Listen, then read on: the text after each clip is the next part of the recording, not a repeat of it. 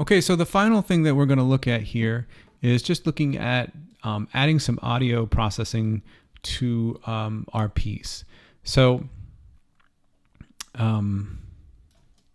essentially, we'll just quickly talk about crossfades and then some quick ways to add some effects in Premiere here. So obviously adding crossfades, allowing us to go from one part of, one interview to the next is always, very helpful. So I'm going to mute the music here. And obviously I can solo this track here. But so crossfades is just going to allow me to go try to smooth out this transition from here into our next one. And actually it sounds okay already, but if you type in, if you go to effects here and you type in cross, you'll see all of the crossfades that you can do that allow you to easily transition from one audio element to the next. And usually the one most used, and you'll notice it's highlighted, is the constant power. So that's the one I would probably recommend using. And you can take it, and let's just actually drag it over these two clips. And let's kind of zoom in here a bit.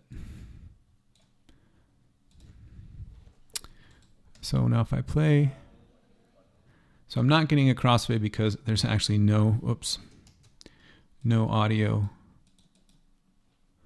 on the second clip here. So that is really not going to, you don't need a crossfade for that.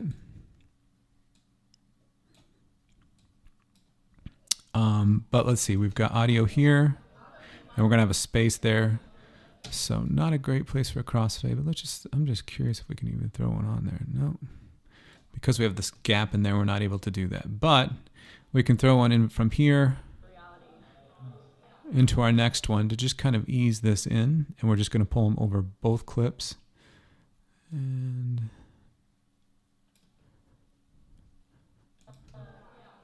so it's kind of a smoother transition when you're using your crossfades. And real quick here, actually, I'm just going to pull out this time ramp. An easy way to place a crossfade, let's say you had tons of clips that you needed to place them in, is just Shift Command D, and that will typically put a crossfade in between where you're at. So now it's going to crossfade the music and the dialogue into the next part. And then you can increase these or decrease these by simply... Boy, computer's giving me issues today.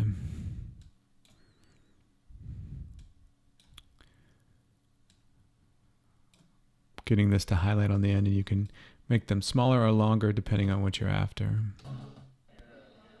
So those are crossfades. I would stick with the constant power. That's probably the best one to use. You could also do these manually with the pen tool, which I think we've kind of talked about. So if you wanted to be more precise about this, you could go in here with the pen tool, P, and we're on the volume. This is our volume right here. So obviously this is an easy way to just pull up our volume or down, right? So you can use this line here to pull your volume up or down. You can also, if you have low audio, just right click or control click and go to audio gain, and you increase the dB. So let's say it's too soft. I want to increase it maybe by 6 dB. You're going to notice it got that much louder. So that's one way to increase it, as well as pull the line up. But you can also add points to this line. So I could hit P on my keyboard to add points, V, and then I could also pull this down here if I wanted to fade the audio out. And then if I wanted to fade the audio in here, the same idea, P on my keyboard. Choose V for selection, and then I could, so this is another way to kind of create some quick crossfades. It's another way you could go about it too. And you could ease these in and out by right-clicking on them and go ease in and ease out.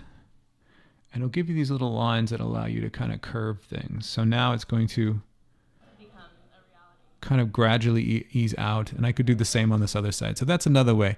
Obviously the crossfades are the constant power crossfade is the easiest to do, but it's another way you can go about thinking about this. If you need more precision, or if you're having issues with an audio edit and the constant power is not working for you, you could try using the pen tool and creating specific points in here to help you move things around to get a better fade. Another thing that is in Creative Cloud that's kind of interesting is this ability to add effects through the workflow. So if I go to the audio workflow here, and I've got my clip selected, I can add effects. If it's dialogue, I can add effects there, to the music, to the sound effects, to ambience. You need to have the clip selected that you want to add it to. So let's say this is just dialogue and I want to add some effects to this. I can go to the dialogue function here. I can choose a preset. Let's say I wanted to choose balanced female voice. I have a female on camera here. And then you can see all these things that I can do here. I can reduce noise, reduce rumble, de-hum, work with the dynamics. I've got a lot of options here, right?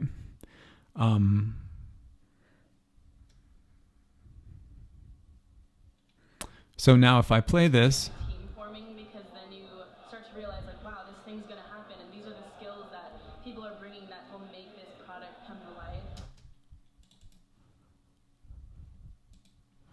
you can see all the things it added here. It added a vocal enhancer, a graphic equalizer, a dynamics processing, de-esser.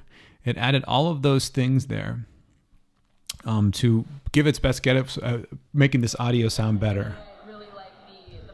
I could try to reduce some noise here if I wanted to. You know, this thing that was in your Notice it added some artifacts there. So and it's such a wonderful feeling to see that what was in your mind become a reality.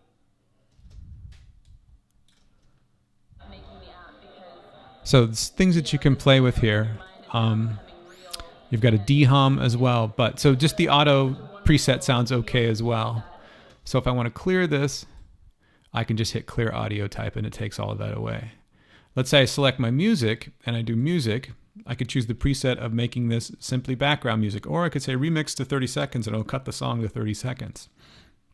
But now you'll notice my music is really softened in the background. really like the process as well. So kind of a quick and dirty way to go about these things. I don't use this very often, but it is kind of, if you're in a rush, it's kind of an interesting way to go about it. What I typically do with my audio effects is I don't like to add the audio effects, and I'm back on my editing workflow, to the individual clips. I like to add them in the audio track mixer. Because if you keep adding individual audio effects to each one of these, it's tedious, and it can also kind of pull the power of your computer down. Where I like to do it, if you go to Window here, you're going to see the audio track mixer. And I'm going to pull that up. And these are all the tracks of audio I've got running. If I scroll down here, you see I've got track 1, track 2, track 3, and my master track. So all of my dialogue right now is on track 1. So I can put an effect just on anything that falls on all of track 1. So instead of having to put it on each individual one, I can just put it on track 1. And how you do that is, I think you'll see this toggle up here. It's initially not there. So you'll see this toggle, and then you add audio effects literally by each channel here. You can see channel 1, 2, 3. So if I want to add just an effect to channel 1, I click this little button here and it gives me several different options of adding effects. Probably the one I use the most here is the auto amplitude and compression, specifically the multi-band compressor. Why I use a compressor is oftentimes you have a lot of peaks and valleys in your audio, meaning it goes from soft to loud to soft to loud. Well, a compressor will take those soft signals and bring them up, and then also compress the loud ones so they don't get too loud, so that the overall sound of the whole track is even. So if I double click on the multi-band compressor, it gives me this compressor that's going to compress my lows, my mids, my highs, and then the overall here. So typically I like to use, you've got some different models here. I like to use the broadcast. I think it works pretty well, and it helps kind of even out my track and compress volume so I get a nice even level across the whole thing. The only thing I like to do here is set my margin. So I don't want any of my audio to peak. So I'm going to go minus 4 dB. And that's going to not let anything come up above this minus 4 dB. Now we talked about recording audio when you're out in the field at minus 12, so nothing peaks. But now I can start to bring things up a little more to get a little more volume. So now when I play this, I'm going to mute the music here. Because then you start to realize, like, wow, this thing's going to happen, and these are the skills that people are bringing that home. And you can see it's kind of brought up my track and kind of evened things out. And it's not letting anything go above minus 4 dB, which is great, meaning nothing's going to peak. So it's bringing up all those lows and highs. And in this track, it's not showing as much because you've got all of that background noise. So there's not as many peaks and valleys, but this helps even out the track overall. Because then you start to realize, like, wow, this thing's going to happen, and these are the skills that people are bringing that will make this product come to life. So this is a really effective tool to use, and it's just being applied to everything on track 1. So if I had my dialogue here, and on track 2 I had all of my nat sound, I could affect that in a way too, as opposed to using individual effects. You can still use the individual effects and drag them on. I just like to do it this way. It just seems to be more efficient.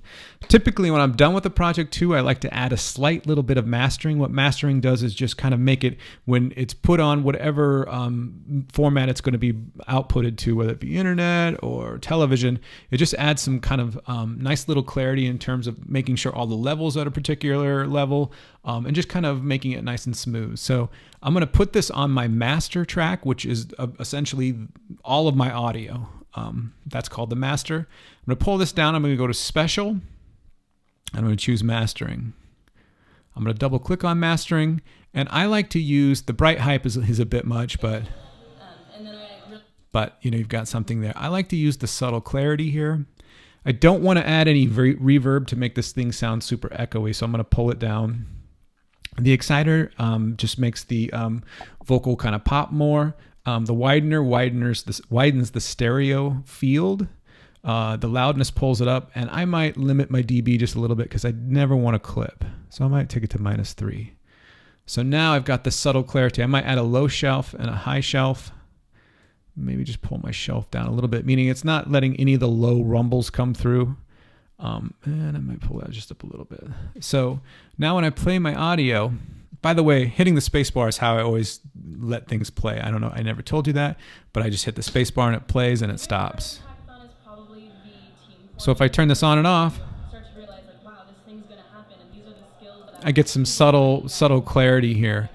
Because the audio was recorded pretty well, there's not much I needed to do with it. So this worked out really good. I'm just adding kind of a nice little finishing touch here.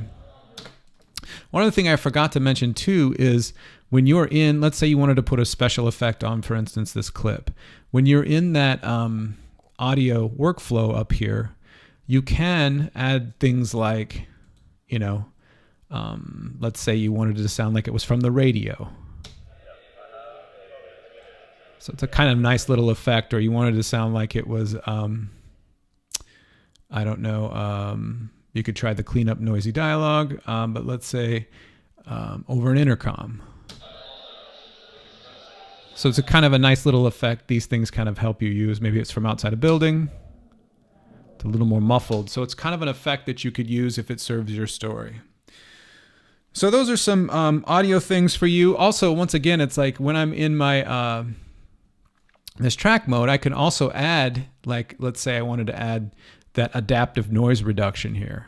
And then I'm just adding it only to everything on track 1, and I double click it. And I've got my additive. This is probably the best tool to use in terms of trying to take some noise reduction out. I've got my adaptive noise reduction here. And then I just want to kind of play around here. How much do I want to... of the sound do I want to reduce, you know, so I can play around with some of these things.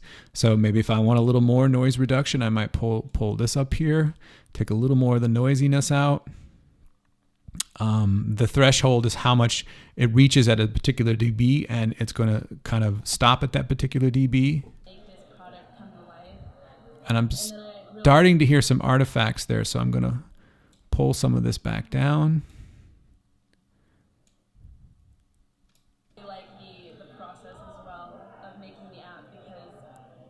You know, this thing that was in your mind is now becoming real, and it's such a wonderful.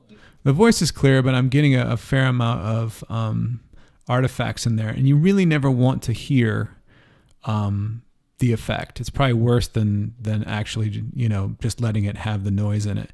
So I might want to really start to pull some of this back to see if I can also get rid of the artifact, because I don't want to hear it. And actually the noise doesn't bother me. Informing, because then you start to realize like, wow, this thing's going to happen, and these are the skills that people are bringing that will make this product come to life. So now I'm not hearing much difference, but if you have a lot of noise in your track, this is definitely something you want to play with.